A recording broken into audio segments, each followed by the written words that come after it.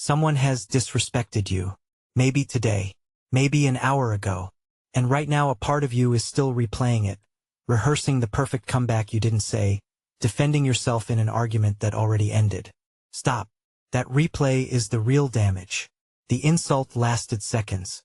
You've been carrying it for hours. Watch a truly intelligent person get disrespected sometime. Watch their face. Nothing moves. No flinch, no scramble, no rush to defend. Just a calm so steady it makes the other person nervous because they came to take something from this person, and they're realizing there's nothing here to take. That calm is a skill. Not luck, not personality. A skill. And the Stoics mapped it out 2,000 years ago, in palaces and in prison cells, under emperors and under insult. In the next few minutes, I'll show you 6 things intelligent people do when they're disrespected. 6 moves that turn an insult into proof of your own power. Stay to the end, because the 6th one is the move that makes you almost impossible to provoke ever again. Here is the first thing you have to understand. An insult only lands if you pick it up. When someone disrespects you, they are handing you something. Package. And you have been taught your whole life to grab it, tear it open, and let it ruin your afternoon. The intelligent person does something stranger. They simply don't take it. Think of the coworker who throws a snide remark in the meeting, fishing for your reaction. The relative who needles you at dinner. The stranger in traffic. They are all offering you the same package. They want you to carry it home. Now picture the comment section under something you posted. A stranger types 3 cruel words and walks away, and you read them 40 times. They spent 4 seconds. You gave them 4 hours. That is the package, accepted and unwrapped and hung on your wall. Epictetus put it plainly. If anyone tells you that a certain person speaks ill of you, do not make excuses about what is said of you, but answer, he was ignorant of my other faults, else he would not have mentioned these alone. Hear what he's doing there. He's not wounded. He's amused.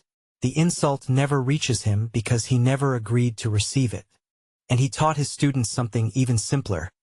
If a person gave away your body to some passerby, you'd be furious. Yet you hand over your mind to anyone who comes along. So they may abuse you, leaving it disturbed and troubled. Have you no shame in that? You guard your wallet. Guard your mind the same way. It is worth more. The refusal is not denial. You see the insult clearly. You just decline to make it yours. The gift unopened is a gift returned. The action. The next time someone disrespects you, silently tell yourself one sentence. That belongs to them, not to me. Don't open the package. Hand it back by leaving it untouched. The disrespect itself is rarely the problem. The story you tell about it is. Someone cuts you off. That's the event. He thinks I'm nothing. He thinks he can walk over me. That's the story. And notice. The event lasted 2 seconds, but the story can last all week. You are not suffering from what happened. You're suffering from your own narration of it. The intelligent person catches this. They pull the raw event apart from the meaning they've stapled onto it. They ask what actually occurred, and what they're adding. Here's another one. Your message gets left on read. The event is a small gray word on a screen. Scene. The story is an entire novel. They're done with me, I said something wrong, I'm being dismissed. None of that arrived in the event. All of it arrived from inside you. You wrote the cruelest version and then believed your own draft. Marcus Aurelius wrote to himself, "Today I escaped from anxiety." Or no, I discarded it because it was within me in my own perceptions, not outside. And elsewhere he cut even closer. If you are distressed by anything external, the pain is not due to the thing itself, but to your estimate of it. And this you have the power to revoke at any moment. At any moment. The story you built you can also unbuild in the same breath. That is the entire game. The disrespect arrived from outside.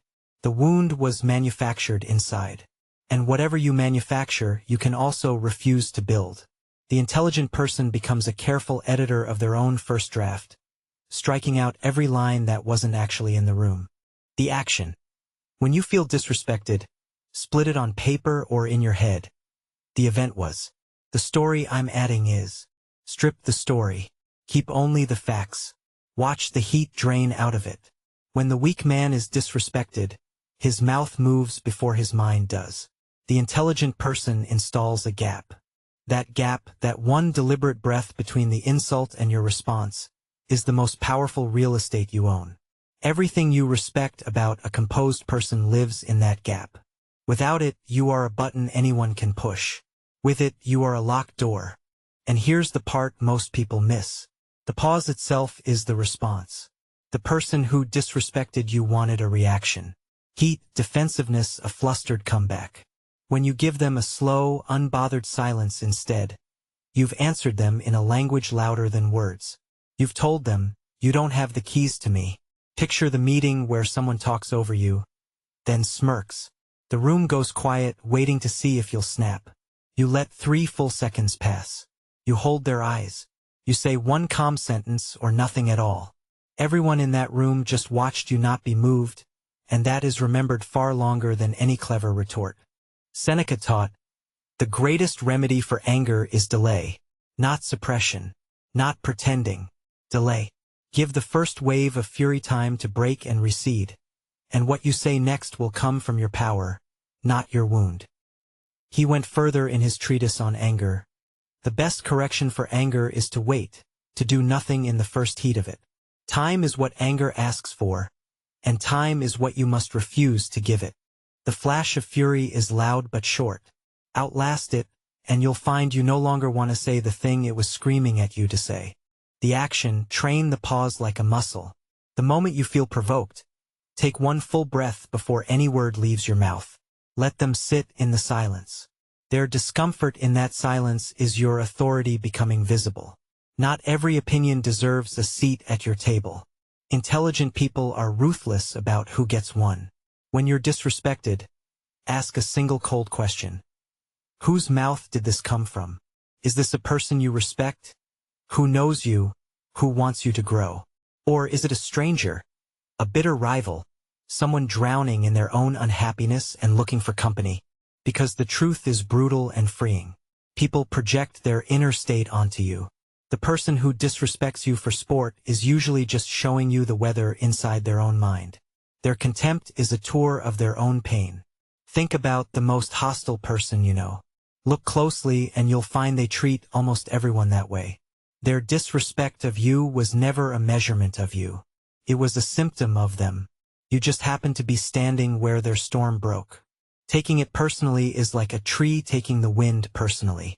Marcus Aurelius reminded himself each morning. When you wake up in the morning, tell yourself, the people I deal with today will be meddling, ungrateful, arrogant, dishonest, jealous, and surly, but none of them can hurt me, for no one can implicate me in ugliness. He expected the disrespect. He pre-forgave it. And because he knew the source, he never mistook a small person's noise for a verdict on his worth. He even softened it further. It is the act of an ill-instructed man to blame others for his own bad condition. It is the act of one who has begun to be instructed to lay the blame on himself, and of one whose instruction is complete to blame neither others nor himself. The fully composed man doesn't even need to retaliate against the source. He just sees it clearly and lets it stay where it belongs. The action: create 2 lists in your mind, the handful of people whose feedback you'll actually weigh, and everyone else. When disrespect comes from everyone else, file it as weather, not truth. You don't argue with the weather. The weak man defends himself with words. The intelligent man defends himself with proof. When you rush to argue, you've already conceded something. You've agreed that their disrespect requires a defense, that their opinion sets the terms of the debate. You've stepped into their courtroom. But the intelligent person doesn't argue the verdict. They quietly go and make the verdict irrelevant. Someone says you'll never amount to anything? Arguing wastes a year. Building for a year buries the insult under evidence. The man who was doubted and stayed silent and delivered never has to say a word about it. The results speak in a volume no insult can match.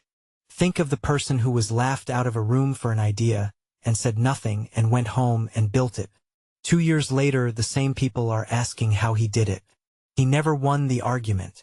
He made the argument disappear. That is the only kind of victory that doesn't require the other person's cooperation. Marcus Aurelius, in his private journal, never written for applause. Waste no more time arguing about what a good man should be. Be one. And he gave the deeper principle behind it. The best revenge is not to be like your enemy. When someone disrespects you and you scramble to match them, louder, sharper, crueler, you've let them remake you in their image. The truest answer is to remain entirely yourself, and let your steady work be the rebuttal. Be one. Don't debate your worth. Demonstrate it, slowly, relentlessly, in silence, until the demonstration is so loud that the original disrespect looks foolish in hindsight. The action.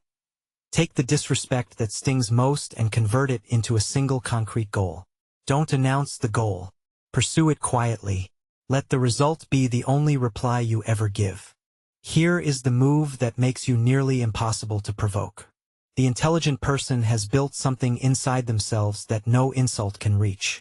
The Stoics called it the inner citadel, the fortress of your own mind, the one place no outside event can storm unless you open the gate. Disrespect can rage at the walls all day, can shout, mock, dismiss, but it cannot get in because your sense of who you are was never stored outside in other people's approval. It was stored inside where only you hold the keys. Most men keep their self-worth in the street, in other people's hands, in the comments, in the room's reaction. So every insult shakes the whole structure. The intelligent person moved their worth inward long ago. That's why they look so calm. There is genuinely nothing for the insult to knock over. Watch two men receive the exact same harsh criticism. One spirals for a week because his worth was sitting out in the open, exposed and undefended. The other nods, takes whatever is useful, and discards the rest by nightfall, because his worth lives behind walls the critic never had access to. Same arrow. One man had armor. The difference was built long before the arrow flew. Marcus Aurelius wrote, "You have power over your mind, not outside events. Realize this, and you will find strength." And he described the citadel itself. Nowhere can a man find a quieter or more untroubled retreat than in his own soul. Constantly, then, give to yourself this retreat and renew yourself. You don't need to escape the people who disrespect you. You need a fortress you can step into without moving an inch, and the Stoics spent their lives proving you already own the land. That is the foundation of the citadel. The disrespect lives outside. Your strength lives inside. And the wall between them is a decision you make, again and again, until it becomes who you are. The action. Ask yourself one question and answer it honestly. Where do I keep my self-worth? Inside, or in other people's reactions? Begin moving it inward. Each time disrespect comes and you feel the walls hold, the citadel grows. That is a man who cannot be controlled. So 6 things intelligent people do when they're disrespected. They refuse to accept the insult. They separate the event from their story about it. They control the pause. They consider the source. They answer with results, not arguments. And they protect the inner citadel where their worth actually lives. None of these make you cold. They make you unshakable. The goal was never to win the argument. The goal was to become someone the argument can't touch. Notice what every one of these has in common. None of them happen out loud. The whole change takes place in the quiet space between what was done to you and what you choose to do next. That space is yours. It always was. Disrespect will keep coming. People will test you. But the next time it happens, you won't scramble. You'll recognize it for what it is. A small person handing you a package you no longer have to take.